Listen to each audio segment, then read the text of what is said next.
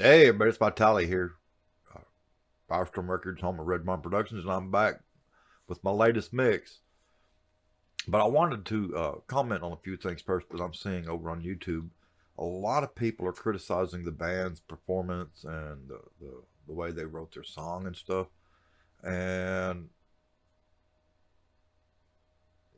that's not what this is about. This is a mix company, a mix off. It's about the mixing. It's not about the performance of the song or anything like that. And out of respect for the band, I'm going to try to keep it that way.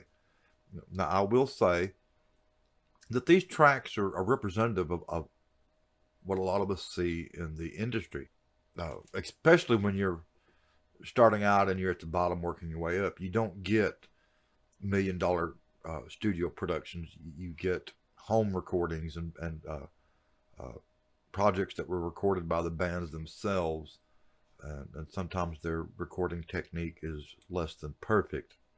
I'm not hating on anybody.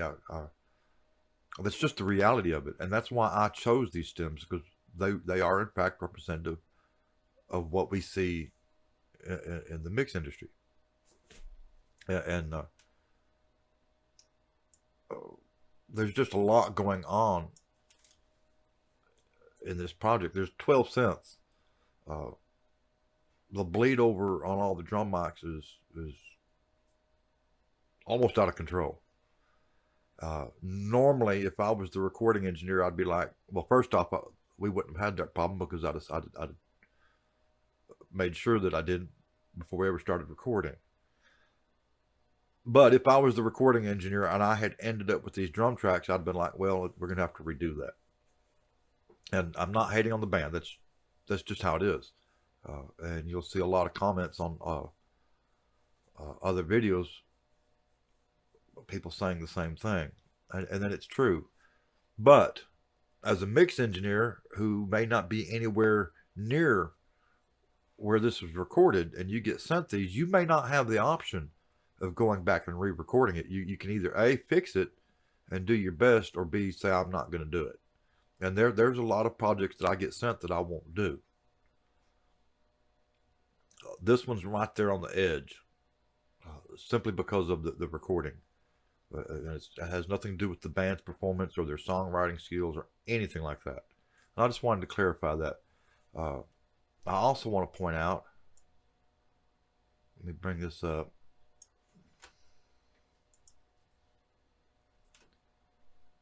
that I did not use sample replacement.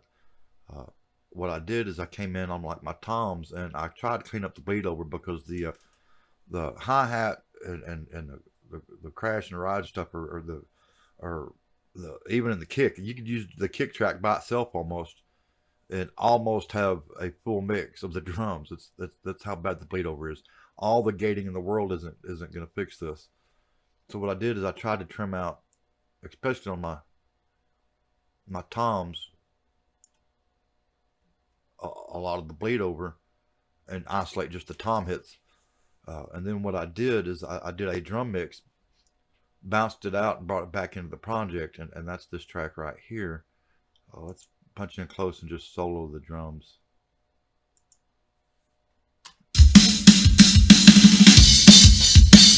And that's how I got my punchy drum mix. More to it than that, but I'm giving away one of my secrets. The original rules were where we weren't to use sample replacement and all that, so I've stuck to that, and I'm not going to. I'm going to use just what's in the project files, and that's it. Now that doesn't mean you can't take something out. In fact, I did that at the vocals right here. There was harmonies right here that you couldn't, even nudging it one way or the other wouldn't make it sound right. So I completely got rid of them and fixed that problem, and it sounds a lot better. I don't expect to be judged fairly over on Adam's channel. I stand by my Bix at this point. There's a few things that I need to go do, like some automation and stuff, but it's almost where it needs to be. And I'm going to give you a playthrough of that now. And I'm going to bounce this out and update my SoundCloud track as well. So here we go.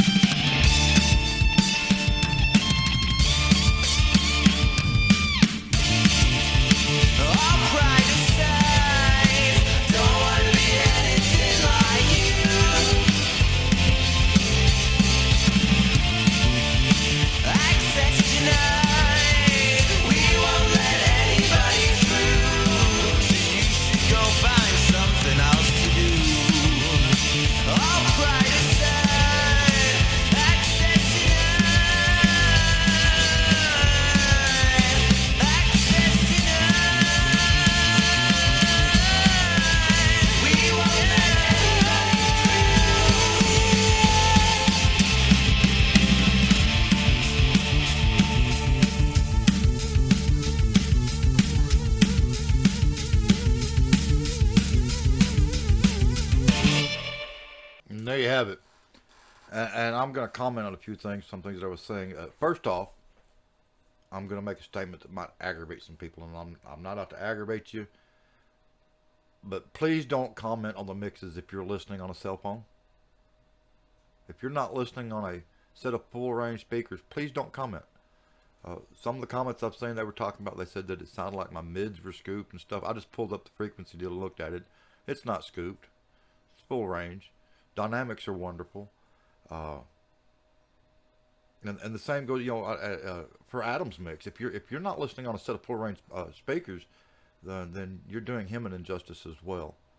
And that's my thought on that.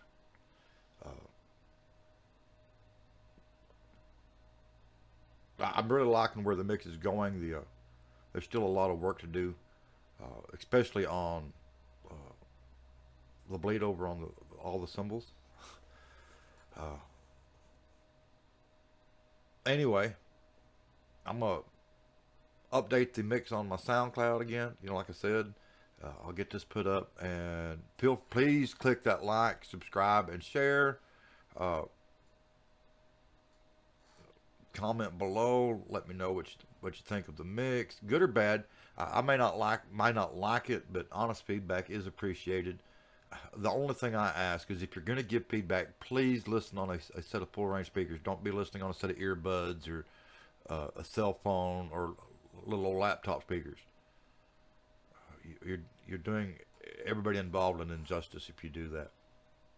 This is Vitaly here at Red Barn Productions, and y'all have an awesome week.